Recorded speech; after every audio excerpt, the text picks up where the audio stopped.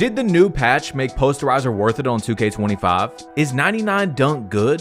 These are a few of the topics we're going to discuss today, and remember, this is just my opinion. You might feel differently, but for this video, I played a lot of games to come to this conclusion. Let me show you. So on my 99 dunk mid-range slasher build, I got a team for rec. We played 9 games. That's 4.5 hours of gameplay. Most of my 3v3 Pro-Am games this season are also on this build, and then I played, I think, like 9 games in the Proving Ground. So I played almost everywhere, including the park, to tell you guys my opinion, which we're going to get into right now after the sponsor of this video, PrizePicks. On here, you can get $50 by just putting 5 in for your first games. Once you sign up with my link in the description, you can go to the NBA, and it's this easy to play. Dyson Daniels, 12.5 point projection. If you think he's going to have 13 or more, you go more. 12 or less, you go less. Steph Curry, 24.5 points. You only got to get one more right, guys. You can do this within less than a minute. 24.5. I think he's going to score 25 or more tonight. I'm going more, and that's it, guys. Link is in the description. Thank you, PrizePicks, for sponsoring this video. All right, guys, we had some crazy games in the rec like this one with 44 points, 19 assists, 6 steals, but it doesn't really fully tell you the story on whether Posterizer is good or not just because we were able to go out there and hoop a little bit. So I'm going to show some real quick lowlights and highlights. You see, I miss a wide open dunk. It's a bad shot selection with a 99 driving dunk. On this play, we're going to get a steal. On the fast break, alley-oop, almost timed perfectly, and we're going to get a slightly early miss on that one. Now, besides the alley-oop dunk meter, look, I'm missing a wide open dunk, very early, bad shot selection. But besides that alley-oop that gave us a slightly early, every single time I missed a dunk, guys, not just, 90%, 100% of the dunks I missed were very early. Right there, 99 driving dunk, bad shot selection. He was kind of there, but not really there for 99 dunk. You know what I'm saying? So very early again. Now, are you able to never get posterizers? Right there, I get taken out of the dunk. Obviously not. You're going to get dunks on this game with a 99 dunk with posterizer, gold or Hall of Fame. Right there, there's 3 people in the lane, but they weren't like really there. That's another dunk where you're able to see that it does work. But I've got an issue, as you see me throwing a self alley-oop with Posterizer after this patch where they changed the responsiveness of dribbling and rhythm shooting, for those of you wondering. That did mess up the dunk meter in a way, because the dribbling is faster now as we get into this park game, and also the rhythm shooting makes more sense for the catch and shoots, and that also messed up how the dunk meter is activated.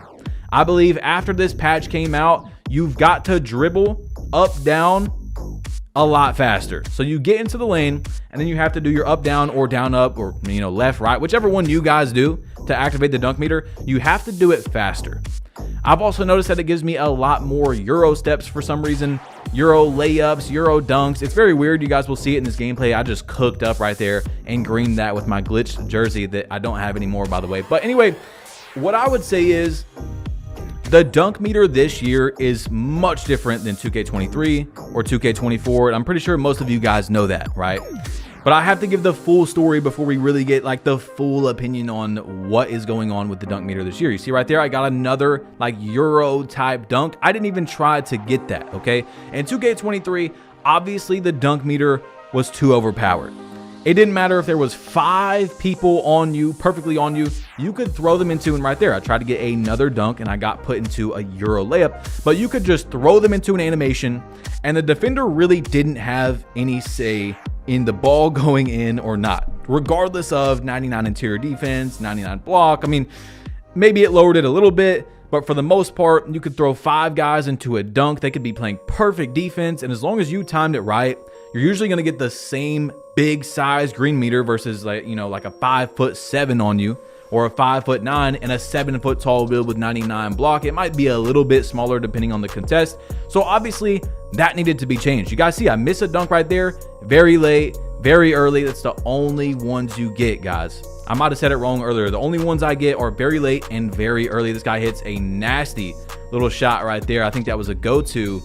And then in 2K24, they changed it to where the meter has to correlate a little bit depending on where the defender is at the beginning of activating the dunk meter.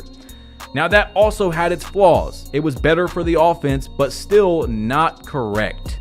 We all knew that the perfect way to make the dunk meter is that if you go down for a dunk, it shouldn't just go off right when you activate it, because last year you could activate it, and when you activated it, it was open, but the defender would come down, contest the dunk, and it wouldn't matter. It wouldn't change the size of the green window.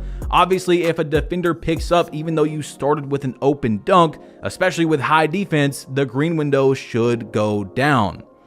It was also bad for the offense, like I told you guys. There were some times when you would go down for a dunk and the guy would just kind of step in the lane, but he wouldn't even contest the dunk at all. Even with a 99 dunk, there was no contest there, but he was kind of there at the beginning of starting the dunk meter. You would miss that 9 times out of 10. So the proper way is for it to fluctuate, to make sense on both sides of the ball, and that's what they tried to do in 2K25, although I just believe they didn't do it correctly. Now, what I think Mike Wang was looking for with Posterizer on 2K25, as you guys know, with ankle breakers throughout the years on 2K, ankle breakers used to be a lot more, they're still RNG, but they used to happen a lot more. You could be playing perfect defense multiple times a game and then just get your ankles broken, and then someone shoots a shot, or they go in for a layup, or you have to pick up, then they pass to their teammate.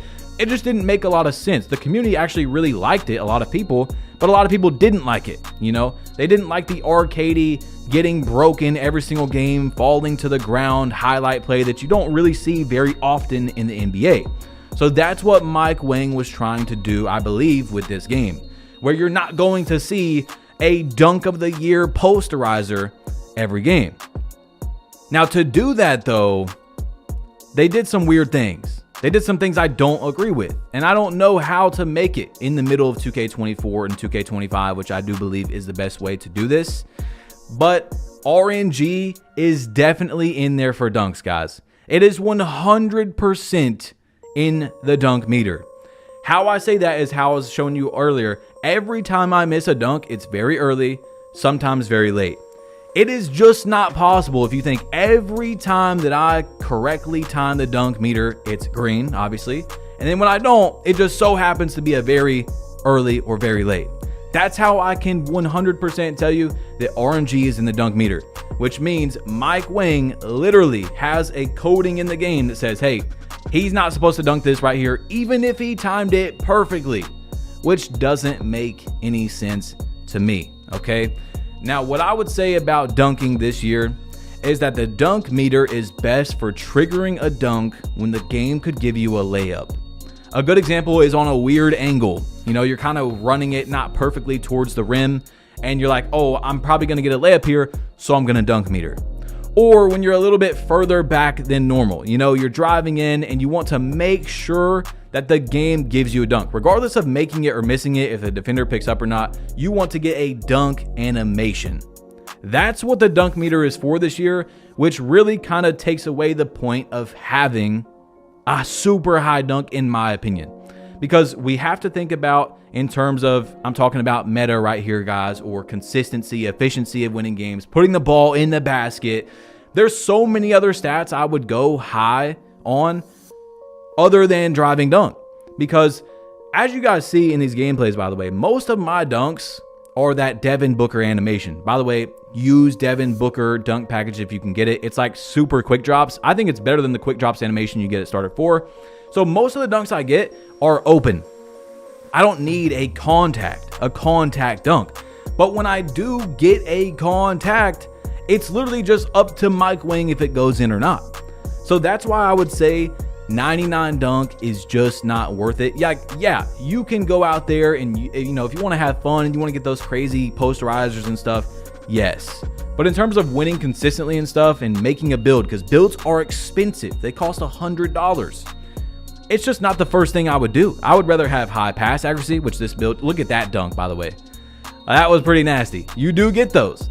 I'd rather have high pass accuracy, which this build has Hall of Fame dimer. I'd rather have a 99-3. I'd rather have, I don't even know, 99 ball handle or very high speed with ball to get legend lightning launch, or you know what I'm saying? There's so many other stats I would do. You guys have seen multiple of my builds that have a 70 driving dunk that get those park dunk animations. Those are really good. Every time you have an open lane, I want the ball to go in. 99 dunk, it's just up to Mike Wang playing God, guys. Every time, it could even be a small defender in 2K25. You're just not, even if you time it perfectly, you're going to have, let's say you had 10 chances in a game on a center to dunk the ball and you were in good position. Maybe half of them are going to go in with you timing it perfectly. You see what I'm saying? So let me know if you guys think that's how the game should be. You see me catching a lob right there. If you think that even with timing it perfectly, a lot of dunks shouldn't go in, but with 99 driving dunk, I can tell you guys for sure, it's pretty underwhelming, okay? It's pretty disappointing on 2K25. Although I still love this build. I really like my 99 dunk build. You just don't really need it. It's cool to have fun, to be entertained. But in terms of winning games, it's one of the worst, I think, it's one of the worst high attribute anything. Finishing, shooting, playmaking, defense. And in the rec, every time there was a big defender, because people are going to say, oh, in fives, blah, blah, blah. That's just how it is. Every time there was a big defender down there, it's just up to the game if it's going to go in. I'm timing it right most of the time, and it's just up to the game. Anyway, guys, click this video right here. Okay, Wemby, 60 to 99, no money spent, 4-hour video, the best video I've made this year. Put your opinions down below, and I'm out of here. Peace.